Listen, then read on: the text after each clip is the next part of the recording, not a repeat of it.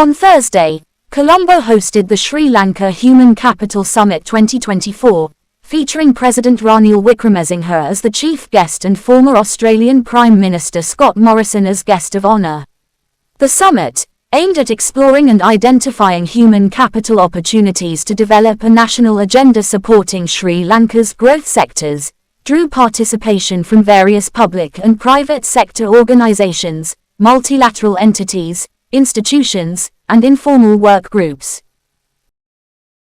When it comes to priority, first things first is what should drive your most immediate attention. And in this respect, I want to pay tribute to what the President has achieved here in one of Sri Lanka's most difficult moments. And it has been heartbreaking from across the other side of the Indian Ocean to see the many challenges that the people of Sri Lanka have gone through over many, many years. Some of those natural disasters, other of those economic calamities. There has been war. There has been every manner of challenge that the people of Sri Lanka have had to face. But you have been resilient, and you are here, and you are pressing forward. We talk about having a workforce for tomorrow and a future for tomorrow. Well, you've got to get to tomorrow first.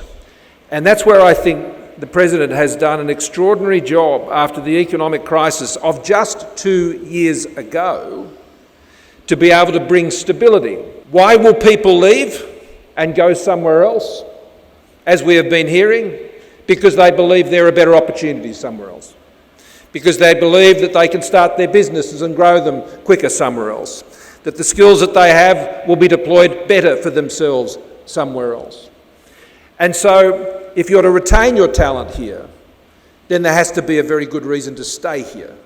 There has to be a strong belief in the future of the Sri Lankan economy and its community, which will encourage people to remain, to invest, and to take up opportunities, and to go that extra yard. And so, while the things I'm about to affirm, you could say, have absolutely nothing to do with human capital development, I would say they're the most important things you must continue to do, particularly over the next couple of years. And they go to the stabilisation of your economy, the courageous plan that has been put in place over fiscal repair, on revenue reforms, on debt restructuring, on strengthening institutional financial settings and the independence of your central bank, on prudential controls and your banking system, important reforms to your state-owned enterprises, improved transparency and everything from procurement and how foreign investment occurs in Sri Lanka, anti-corruption safeguards, the recasting of the social safety net. All of these things, which President Wickremesinghe has been leading, are so vital to Sri Lanka's future that you actually don't even get to talk about a workforce in the future unless you can continue the commitment and determination to address those challenges. I would come and reinforce the urgency of staying on that path in the years ahead. Moving away from that path will ensure that not just foreign investors, of which this gathering also addresses, but the confidence of international institutions and agencies, many of them whom represented here today, will lose confidence. What the government has done to restore that confidence, to restructure debt, to get the economy stabilised, to stabilise currency, to get inflation under control, that is setting up your opportunity for tomorrow. And so I would urge you to continue to have first things being first and continue down the path of that economic reform so Sri Lankans can see that there is an economic future there for them and their families as they move into the next decade. The second one I'd argue for in partnerships is a closer economic relationship with India. We have seen the success of such a relationship in our part of the world between Australia and New Zealand under our CER rules. There is effectively a single economy that exists between New Zealand and Australia. Now, I'm not suggesting for a second that that can be completely mapped against Sri Lanka and India, but I think the initiative taken by the President last year with Prime Minister Modi I could not think of a more important relationship for Sri Lanka. One that would see your economies integrated, your energy sectors integrated, your banking sectors integrated, your payment systems, all of these things, which can open up a new type of economy here in the subcontinent, which Sri Lanka will be the biggest beneficiary of. I think the relationship, closer economic relationship rules between Australia and New Zealand have benefited Australia. But I can assure you they have benefited New Zealand many more times over. And that is the opportunity, I think, that exists for Sri Lanka. India has many priorities. Australia has relationships with other large countries, the United States, Japan, many others. And in order to drive those relationships, where you are the smaller partner, you are the ones who have to take the initiative, because those larger countries will often have many other competing priorities. But I could think of few more greater priorities than binding together that economic relationship with India. It was mentioned that nearly 400,000 Sri Lankans left this country in 2022. The number that left us in 2023 is been similar, little less I would say. This will continue. Numbers will drop, it will continue. But we can stem it by about 2026, 2027 if we undertake the fundamental economic reforms that are necessary. The bankruptcy of our nation made them realize that we can't go on as it is. Life is going to be more difficult. They had to look after their children's education, they had to pay their debts, the money wasn't sufficient, so they decided to leave. We fixed our salaries when rupees, we had 185 rupees to a dollar. We fixed our prices when there's 300 rupees to a dollar. So can you imagine how a middle class executive can exist? What we have done so far is to ensure that the creditors of our nation, both sovereign states and private entities, have recognized that we have the capacity to repay their debt after the concessions given to us. When I brought the economic transformation bill, one party in parliament went to courts and said it should be rejected because we require import substitution economy.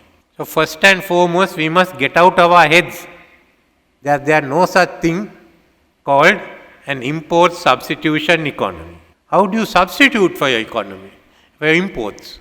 You still need the raw material abroad. So what we have to first undertake and commit ourselves is to a highly competitive, modern, export-oriented economy.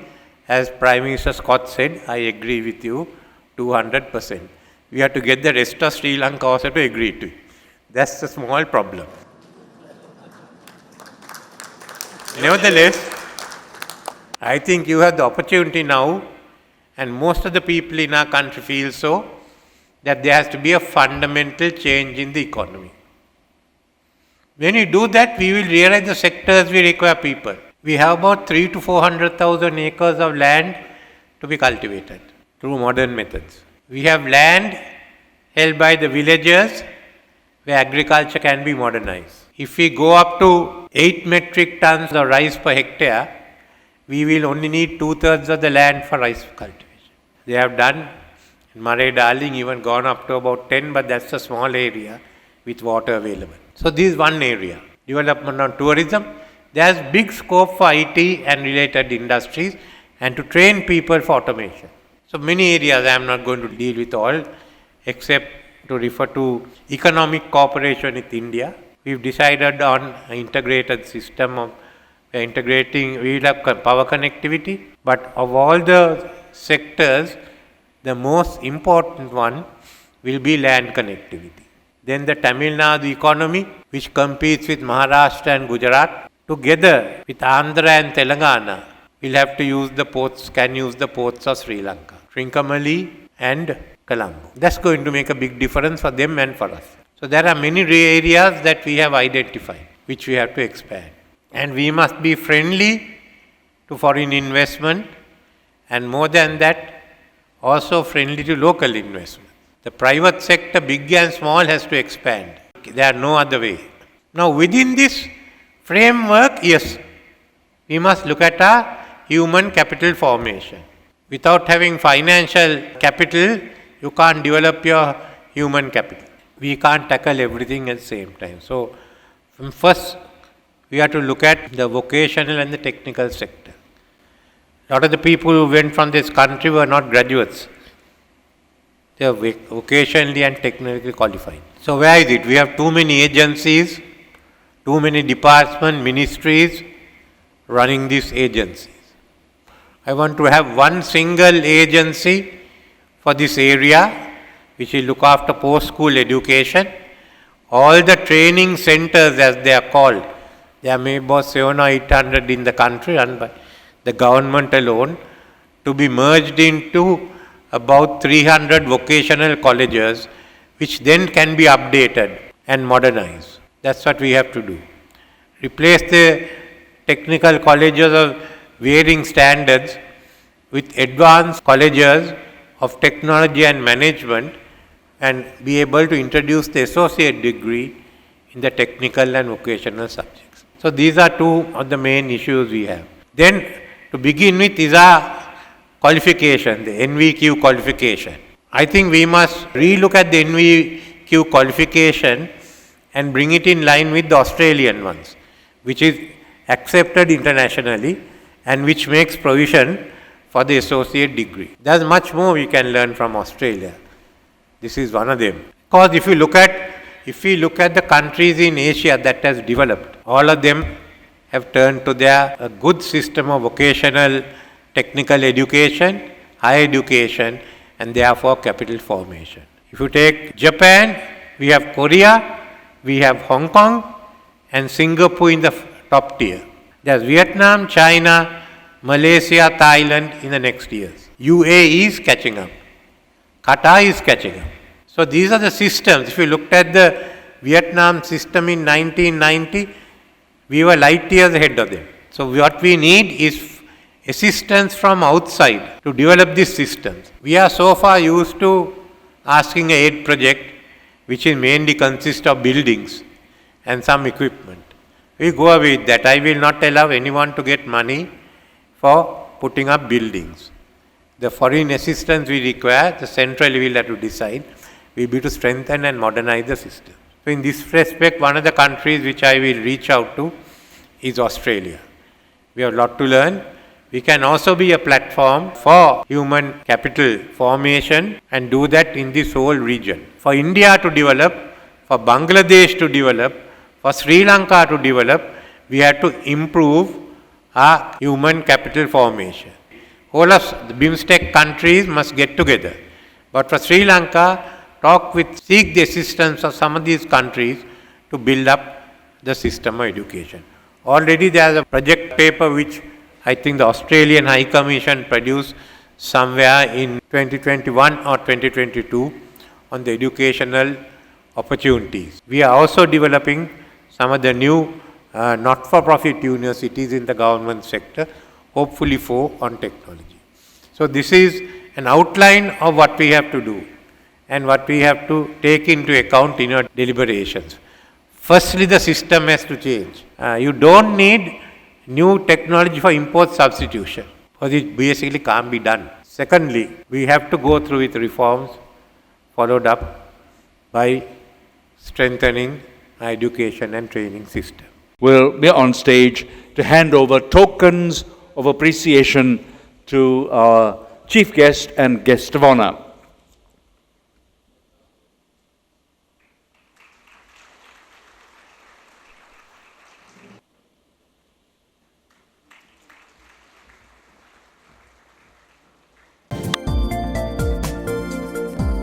For more latest news, subscribe to FTTV.